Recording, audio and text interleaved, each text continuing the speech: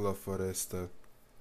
Svetište La Foresta leži 5 km od Rijetija i 526 metara nad morem. Pored njega je široka dolina kroz koju po gorskom koritu teče Akvamarina, a okružuju je kestenove i hrastove šume. Kako to da je Franjo došao k Svetom Fabijanu? Ljeti 1225. jako je oslabilo Franjino zdravlje. Kardinal Hugolin pismeno je posredovao i pozvao Franju da dođe u Rijeti, u kojem su liječnici i papa Honorije III sa svojim dvorom. Franjo se odazvao pozivu te se u društvu četvorice braće Leona, Bernarda, Anđela i Masea uputio iz Asiza u Rijeti. Pred ulazak u mjesto predosjetio je oduševljenje ljudi zbog njegovog dolaska. Da bi tome izbjegao, sakrio se kod crkve Svetoga Fabijana, danas Sveta Marija u šumi. Tu ga je primio svećenik koji je brinuo za crkvicu Svetoga Fabijana. Posjetio ga je njegov generalni vikar, brat Ilija.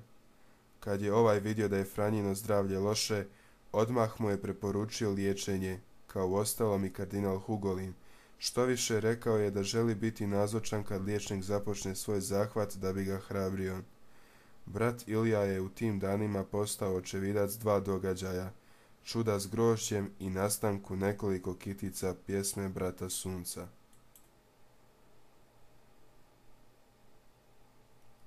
Poggio Bustone. Pred kraj 1208. jedna je mala skupina pokornika, kako su se najprije nazivali Franjo njegova braća, napustila Asiz. Došavši do Folinja i popijevši se prema brdu, ugledali su prekrasnu Rijetsku dolinu. Put ih je vodio prema Poggio Bustoneu. Upravo je u tom kraju njihova mala skupina osjetila ljubaznost. Dobili su prenoćište u eremitoriju Svetoga Jakova Apostola. Jednaku ljubaznost su im pružali po cijeloj Rijetskoj dolini. Sada razumijemo zašto je Franjo ljude u tom kraju pozdravljao sa dobar dan, dobri ljudi. Poggio Bustone je mjesto pomirenja i otkrivenja. Tu je nastalo i prvo poslanstvo mira. Obilazak svetišta.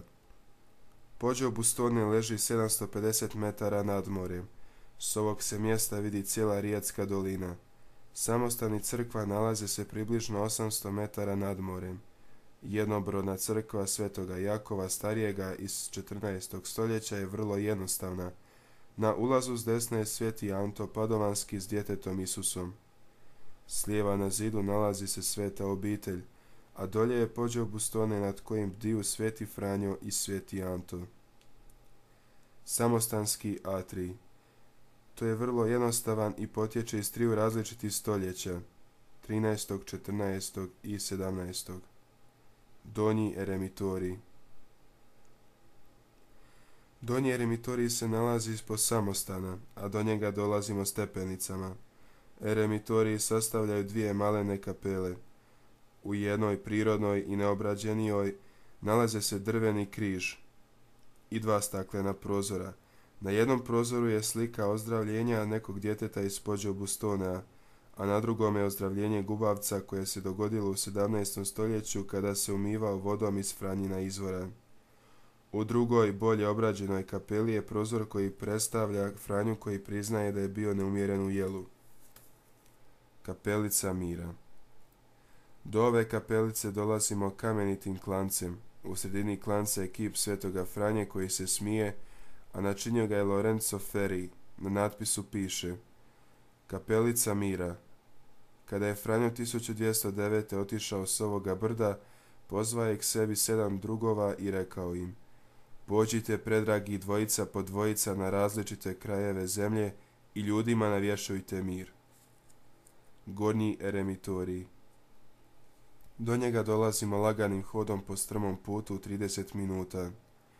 Nalazi se pod samim pećinama na 1019 metara nadmorske visine. Do njega dolazimo s trga pred crkvom ili tik iza samostana. 1990. je putem koji vodi od kapelice mira postavljen križni put. Na koncu križnoga puta je kip anđela koji grli Franju, napravljen u bronci. Ovo je prikaz milosrdnoga Oca koji Franji oprašta sve grijehe. Put nas dalje vodi prema špilji otkrivenja. Na tom putu srećemo 6 malenih kamenitih kapelica iz 17. stoljeća. Odemo li nekoliko kilometara izvan Poggio Bustonea, možemo doći na goru Fausola, visoku 1123 metra. Ovdje možemo naći buku Svetoga Franje, gdje se dogodilo čudo. Jednom je Franju zateklo nenadano i jako nevrijeme i nije znao kamo bi se sklonio.